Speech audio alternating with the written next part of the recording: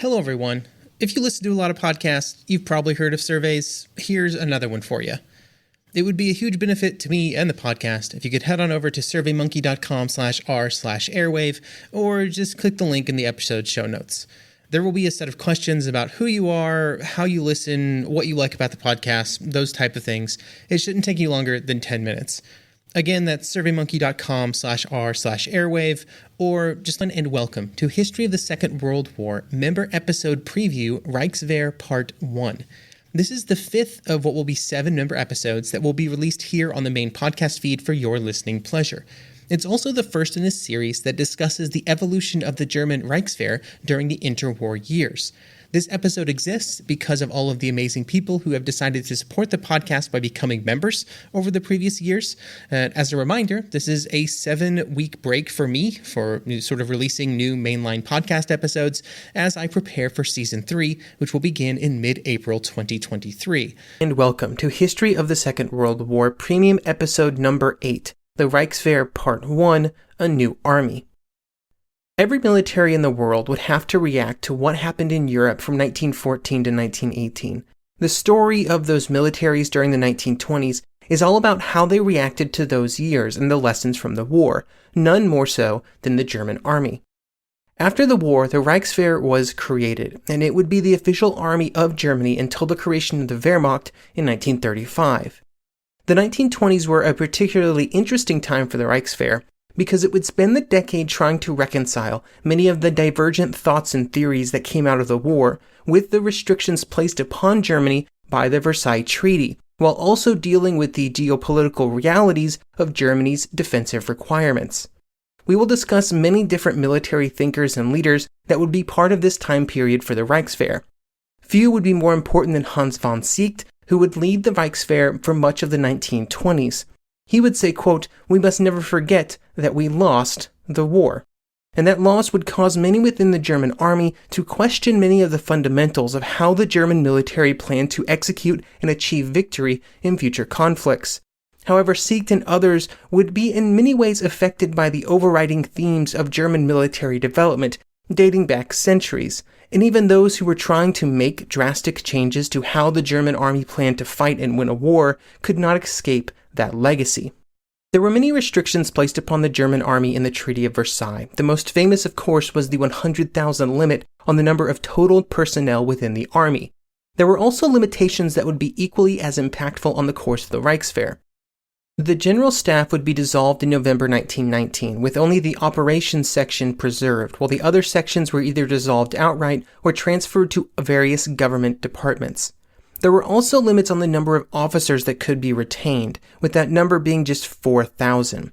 This forced the Germans to structure their forces with far fewer officers and units, which was especially impactful for staff officers. To try and compensate for this, there were no limits on the number of non-commissioned officers, and so there would be many more NCOs in the Reichswehr than in other armies of this period, and there were actually more NCOs than there were privates. The banning of any German air force, or armor units, or heavy artillery also caused more German planning to be theoretical and hypothetical, with little ability to work with and interact with the real items. What forces that were available would be spread throughout Germany, mostly in small garrisons in various parts of the country. This had many benefits in the immediate post-war years, which was a period of political upheaval and constant concern about the possibility of a leftist revolution. These fears would eventually dissipate, and the Reichswehr would be able to put a greater focus on what their goals were during these early interwar years. There were 2 major objectives for the Reichswehr during this period. The first was to find some way to turn the small number of forces that were available into something that could protect Germany from attack, and the second was to prepare for the future expansion of the army. Both of these goals would see disagreement within the remaining German officer corps about the best way to pursue them. When it came to national defense, there was one major consideration around which all of the discussions were based. Would Germany have to defend itself during the period where its armed forces were so hopelessly anemic? Obviously, defense was always a concern, but various officers answered the question of how much of a concern it should be in quite different ways, and it would cause each of them to alter how they believed the Reichswehr should be structured at the current time, and how much it should instead prepare for the future. When it came to the long-term planning for that future, where the Reichswehr would once again be able to expand, many of the conversations that would occur in Germany were similar to what was happening in every other military around the world. How would motorization and mechanization occur? Should armor forces be concentrated or distributed? What was the role of air power? These and many other questions would have been familiar to many military officers regardless of their nation of origin at this time. The one benefit that the Reichswehr had in this regard was that they had been on the losing side of the war, which helped it to maybe break away from the previous theories and thoughts, providing it with the opportunity to do a harder reset in terms of the equipment and tactics that would be used. This provided the Reichswehr with the opportunity to more decisively break from the past if it chose to do so. This did have the effect of making the Reichswehr planning seem a bit detached from reality, at least if it was applied to the situation at that moment. So much planning went into what to do with air forces and armor and mechanized units and how to win grand sweeping conflicts when the Reichswehr did not have a plane, a tank, or the ability to launch any operation beyond its borders. Because of its small size and the fact that for the 1920s the Reichswehr was almost entirely focused on theoretical discussions, it is generally easier to discuss the evolution of the army at this time in terms of the theories prescribed by its leaders. We will start with General Wilhelm Groener, who had taken over for Ludendorff as first quartermaster general in October 1918 and had brought the German army through the armistice period and through the signing of the Treaty of Versailles. Groener was above all a traditionalist when it came to military strength. Like many German officers, he had been indoctrinated into the Schlieffen operational doctrine and its emphasis on bold, decisive gambles that sought to win the war. He also held traditional views on the relationship between the German armed forces and the German political leaders. He believed that the Reichswehr stood above politics and that it could avoid them entirely by servicing a sort of abstract vision of the state, divorced from the current political leaders. He also believed that Germany's diplomatic standing should be constructed to serve the demands of the military. However, it was impossible for any German officer to not be affected by the course of the First World War, and for Groener, one of his views that was altered by the conflict was the economic aspect of modern war, and this is something that he would be intensely focused on during his time both as the leader of the army and then in later years. It caused Groener to believe that in future conflicts, Germany had to look beyond small border disputes and into areas that would allow Germany to regain and assure its economic viability and supremacy during a conflict. Groener did not, however, believe that the importance of economic factors meant that Germany could not win in a conflict with a clearly economically superior Western coalition. Instead, that it would simply be considered far more heavily important in future conflicts. Groener would go on to take up the position of defense minister in 1928 and would be in that position until 1932. By this time, Groener was clearly favoring a platform of peace and reconciliation with other nations, even if only temporarily. He would also begin to advocate for greater subordination of the military to the political requirements of the nation, although this idea would not really take hold in Germany during this period. Also at this time, Groener's influence on the actual planning of the military was greatly diminished and had instead transitioned to a new generation of German officers. One of the leaders of the Reichswehr and of German military thinking in the early and mid-1920s was General Hans von Seeckt, who had been the Army Chief of Staff from 1919 to 1920, and then the Chief of the Reichswehr from 1921 to 1926. As with every other German officer at this point in history, Seeckt had seen service during the war and was the Chief of Staff for General Mackensen's army during the Gorlitz-Tarnow offensive in 1915 and then during the invasion of Romania. As you might expect, most of his experience was on the Eastern Front during the war, which gave him a different perspective on the conflict when compared with those who had spent most of their time in the West. One of these differences was his belief that a small professional military force was far more important than the mass armies that some officers favored. He believed that the advantage of smaller, more highly trained forces would be exacerbated by the newfound mobility that was present in armies at this point in history as motorization and mechanization became more prevalent. This transition would, in his opinion, result in future wars being far more a war of movement than what had occurred in the First World War, and so the German army had to be prepared. Seeckt also saw motorization as the future of the whole army, but he wanted to give priority to the cavalry, with the goal of motorizing its supporting arms, that which would transition the cavalry divisions into all-arms light formations.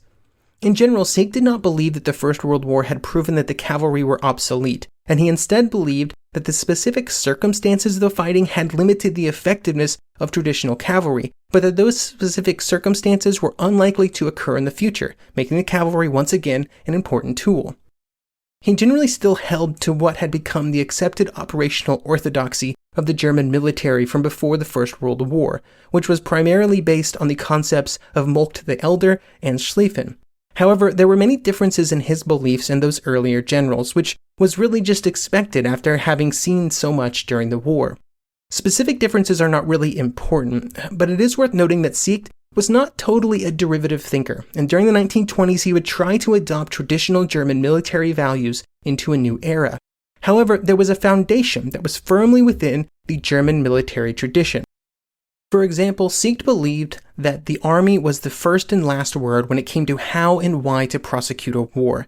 This meant that even though he accepted the legitimacy of the Weimar government, he did not believe that any civilian government had the right to control the actions of the military.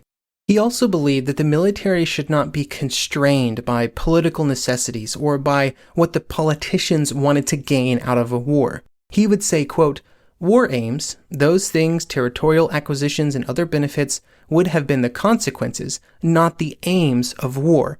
They are political, not military problems. The soldier only knows one aim in war, the destruction of the enemy forces." End quote.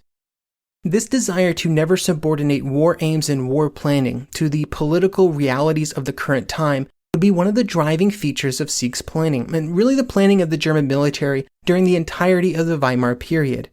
Sieg also believed in the idea of one massive decisive battle that would win a conflict. This fixation on the battle of annihilation, or the campaign of annihilation as it would often be planned as, would continue for his entire time as the Reichswehr leader.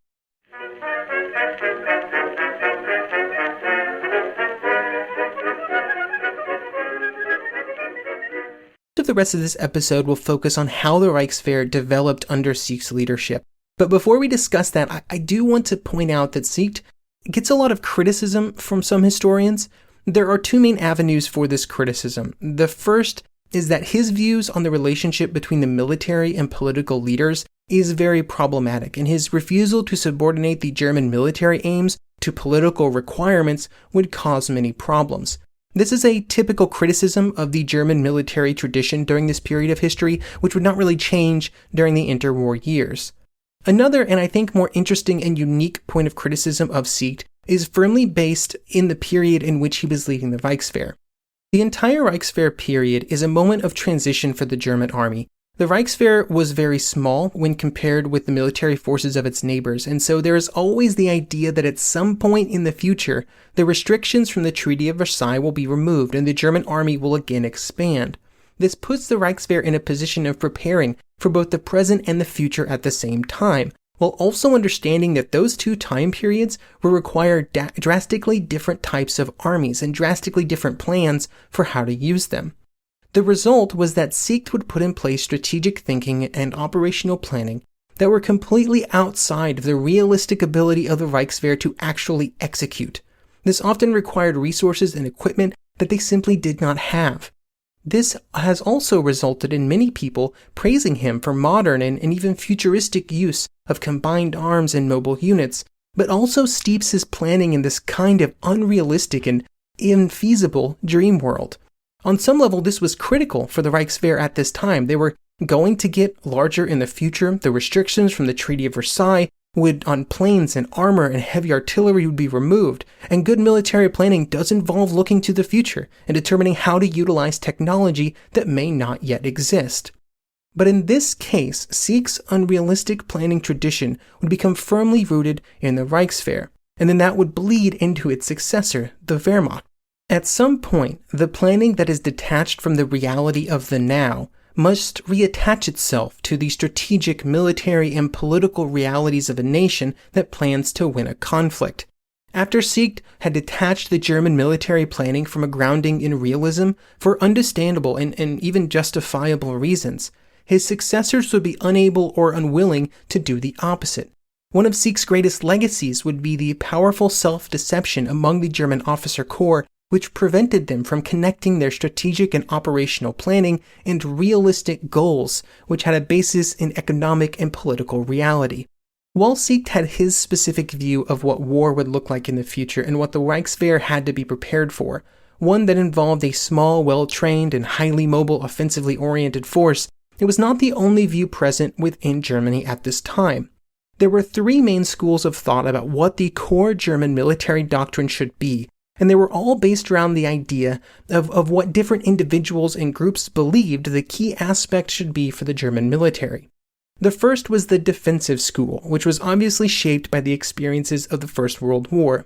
One of the most vocal adherents to this idea was General Reinhardt, who had spent most of his time on the Western Front. In some ways, this line of thinking was similar to what was happening in France at this time. A focus on fixed defensive works which were designed to exhaust an enemy attack and allow the best possible usage of the German army.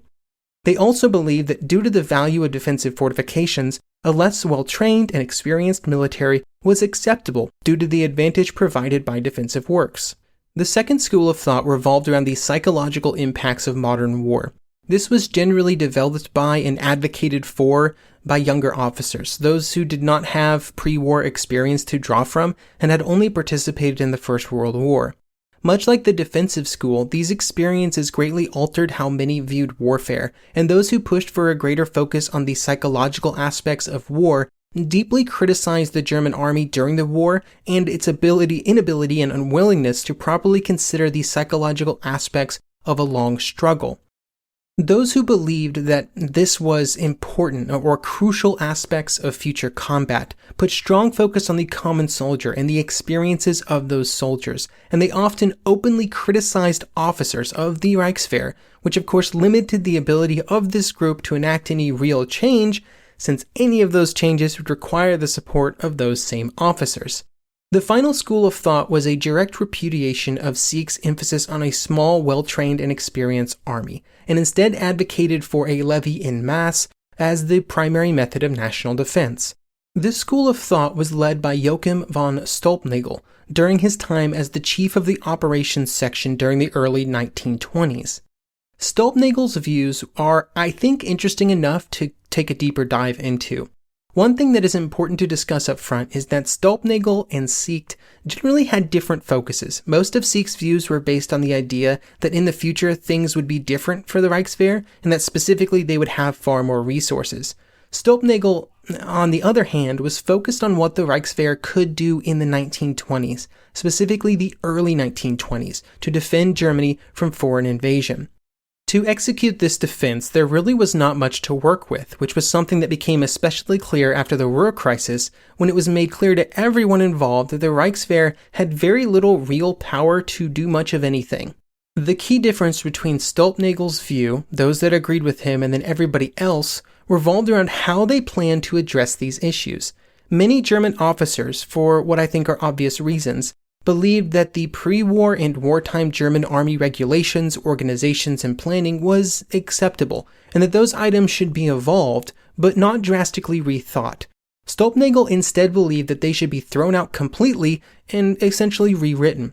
He would say, quote, "In this context, we must keep in mind that the war of the future will be directed against the entire people, not merely the field army, but also the sources of economic strength and nerve centers of a given country will be the objectives of warfare.